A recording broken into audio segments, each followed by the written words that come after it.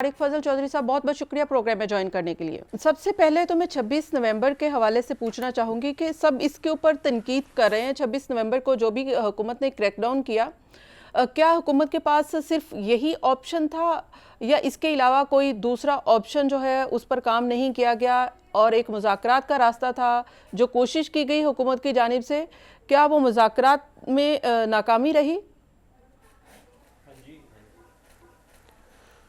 देखिए, गुजारिश ये है कि 26 नवंबर के इस वाक़े का आप जिक्र कर रही हैं, इसमें कोई भी ऐसी चीज़ नहीं थी जो मावरा कानून की गई हो या यूज़ ऑफ फोर्स जैसे कहते हैं वो किया गया हो। कुली तौर के ऊपर इस वक्त जो पाकिस्तान तहरीक इंसाफ के कारकुनान या उनके सोशल मीडिया की टीम जो प्रोपेगेंडा कर रहे हैं वो बिल्कुल झूठा है और बेबुनियाद है, और मैं सख्ती से उन तमाम ख़बरों की तरदीद करता हूँ जिसमें कहा गया कि वहाँ पे कोई हलाकतें हुई हैं और बड़ा कोई ग्रैंड ऑपरेशन था। इनके कारकुन जो 3-4 दिन से मुख्तलिफ़ इलाकों से चले हुए थे, वो भूखे प्यासे जब यहाँ पहुँचे इस्लामाबाद तो उन्हें लगा कि मंजिल मकसूद जो है वो पहुँच गई है, उस पर हम पहुँच गए हैं। और इस्लामाबाद में तकरीबन सारी जो मार्केट्स हैं वो बंद थी, रास्तों में भी अक्सर जगह के ऊपर बंदिश थी, होटल वगैरह भी बंद थे, तो लिहाजा उन्हें थोड़ा प्रॉब्लम का सामना करना पड़ा, बल्कि काफ़ी प्रॉब्लम का सामना करना पड़ा। और वो खाने पीने के लिए, बाकी ज़रूरियात ज़िंदगी के लिए, रहने के लिए, जगह देखने के लिए दाएं बाएं हो गए। वहाँ पे बहुत कम तादाद उस वक्त कारकुनों की मौजूद थी जिस वक्त जो है वो पुलिस ने और रेंजर्स ने उन्हें वहाँ से निकलने के लिए ये ऑपरेशन किया और उन्हें धकेला गया। जो यूज़ ऑफ फोर्स जिसको ये कहते हैं कि वहाँ पे कोई गोलियाँ चली हैं, ये बिल्कुल गलत खबर है। इस्लामाबाद की ये जो जगह है ब्लू एरिया, जिन लोगों ने देखी है, तो आप इसे कह सकते हैं कि दोनों तरफ इसके बड़े ऊंचे ऊंचे प्लाजे हैं और दरमियान में एक डबल रोड है। इससे ज़्यादा ये कोई ऐसा तो नहीं है कि कोई बहुत खुला वसी और अरीज़ मैदान है या कोई वैलीज़ हैं, घाटियाँ हैं जहाँ पे बंदे गिर रहे हैं, किसी को पता नहीं लग रहा। तो ये आप लाहौर का माल रोड देख लें, हमारा इस्लामाबाद का ब्लू एरिया देख लें, ये एक तरह की ये जगह हैं। यहाँ पे अगर कभी 100 कहते हैं, कभी 200 कहते हैं, इतने लोग अगर यहाँ पे खुदा न खास्ता, मैं तो कहता हूँ कि यहाँ पे 10 भी अगर लाशें गिरती तो उनको भी छुपाना मुमकिन नहीं था। उनके गिरने की फुटेजेस, फिर उन्हें अस्पताल लेके जाने की फुटेजेस, अस्पताल के मनाजर, एक एक अस्पताल में हमारे 4-4 हज़ार मुलाजमीन हैं, उन सब के मुंह बंद हो गए हैं, उन सबको हमने जो है वो काबू कर लिए। तो ये सारे झूठे प्रोपेगेंडे हैं। कोई हुकूमत ने ऐसा काम नहीं किया कि जो तशहीर जो है गलत वो पाकिस्तान तहरीक इंसाफ कर रही है। और वो कर क्यों रही है उसकी भी बड़ी एक वाज़े जो है वो वजह और दलील मौजूद है। वो इसलिए कर रही है कि अब उन्हें अपने जो वर्कर्स हैं उनसे शदीद जो है शर्मिंदगी का सामना है और वो उनके सामने काफ़ी उनकी तज़ीज़ हुई है, बेइज्जत हुए हैं, उसको कवर करने के लिए वो ये सारी हरकतें कर रहे हैं। जी ठीक है। अच्छा, बुशरा बीबी और अली अमीन गंडापुर साहब जो वहाँ पर मौजूद थे, जो लीड कर रहे थे, वो किस तरह से वहाँ पे गए?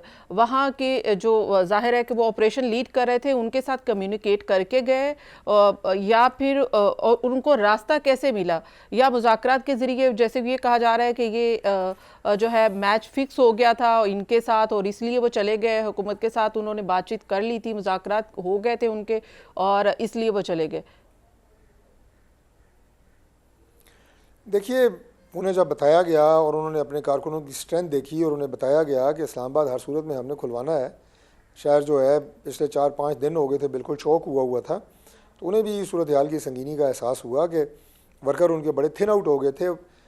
देखें ना, वो वीडियोज़ तो मौजूद हैं जिसमें अली अमीन गंडापुर और बुशरा बीबी जो हैं वो लैंड क्रूज़र्स में निकल रहे हैं, उनके गाड़ियों के आगे भी वर्कर्स आ रहे हैं और कितने एक लोग हैं वहाँ पे, वो फुटेजेस सबने देखी हैं। बुशरा बीबी एक गाड़ी से दूसरी गाड़ी में शिफ्ट हो रही हैं, कितने एक लोग उस वक्त वहाँ पे मौजूद थे। तो उन्हें अच्छे तरीके से इस बात का एहसास हो गया था कि अब हमारी वो स्ट्रेंथ भी नहीं है और अगर जो है वो पुलिस ने कोई चार्ज किया तो हमारे वर्कर जो हैं उनकी तादाद बहुत थोड़ी है। वो तो ये जो सो कॉल्ड ऑपरेशन है वो तो उससे पहले ही निकल चुके थे, वो उस वक्त वहाँ मौजूद नहीं थे।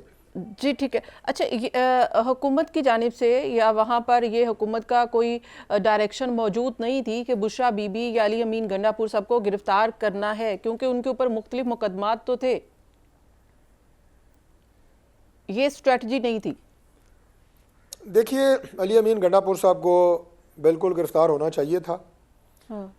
इसमें कोई दो राय नहीं है। उनके ख़िलाफ़ ऐसे मुकदमात मौजूद हैं कि जिसमें उनकी अरेस्ट बनती है।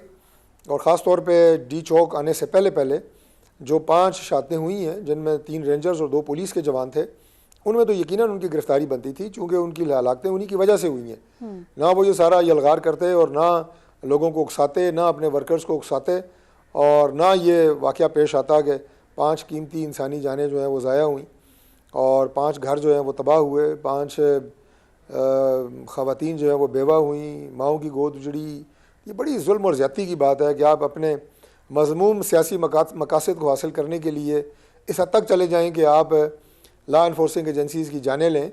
तो इसमें गिरफ़्तारी उनकी बिल्कुल बनती थी, लेकिन सिर्फ उनके मनसब का ख्याल रखते हुए कि वो एक सूबे के वज़ीर आला हैं, उनको जाने दिया गया। और उनकी जो अपनी उनकी ज़ाती कॉन्डक्ट था वो तो बिल्कुल ऐसा नहीं था कि उनके साथ कोई रियायत बरती जाए, लेकिन वो जिस मनसब पे हैं उसका एहतराम फेडरेशन ने किया है और उस वजह से उन्हें अरेस्ट नहीं किया। राइट।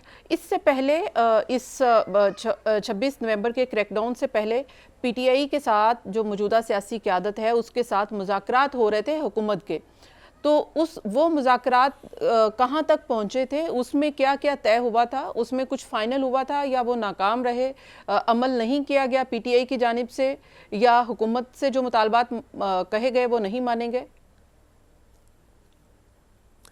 देखिए, एक बिलवास्ता मुज़ाकरात का दौर ज़रूर जो है वो पीटीआई से शेयर हुआ और उन्हें ये बात कही गई कि आप अगर कोई एक पुरअमन सिट इन करना चाहते हैं तो ज़रूर करें। संजानी का जो मकाम है जहाँ पे इससे पहले उन्होंने एक जलसा भी किया था, वो उन्हें ऑफ़र किया गया और हर तरह की फैसिलिटेशन का भी कहा गया कि आपकी हर तरह की फैसिलिटेशन भी होगी और वहाँ पे आप अपना पुरअमन एहतजाज रिकॉर्ड करवाएं। संजानी हमारा इस्लामाबाद का एक बहुत अहम इलाका है, मेन जीटी रोड जो है वो संजानी से गुजरती है, तो लिहाजा वो कोई ऐसी जगह नहीं है कि हमने कोई पहाड़ों पे इनको कहा था कि जाके सेट इन करें।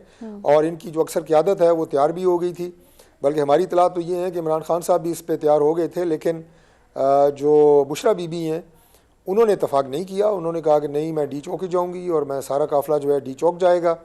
अब डी चौक जो है ये एक इंतहाई सेंसिटिव जगह है, यहाँ साथ हमारा सारा रेड जोन शुरू होता है जिसमें हमारी 100 से ज़ायद जो हैं वो एम्बेसीज़ हैं दीगर ममालिक की, और अगर रेड जोन की दीवार ब्रेक हो जाए तो फिर मुजाहिरीन को आप डिप्लोमेटिक कोर में जाने से नहीं रोक सकते। और वो इतना बड़ा तमाशा तो कोई भी मुल्क अफोर्ड नहीं कर सकता कि डिप्लोमेटिक कोर की जो एम्बेसीज़ हैं उसमें हमारे मुजाहिरीन जो हैं वो दंदनाते फिरें और उनके गेट तोड़ें और उनकी लाइटें तोड़ें और उनकी दीवारें तोड़ें। तो ये मनाजिर तो पूरी दुनिया में आपने कहीं नहीं देखे होंगे। उनको प्रोटेक्ट करना हुकूमत की ज़िम्मेदारी है और वो हमने की।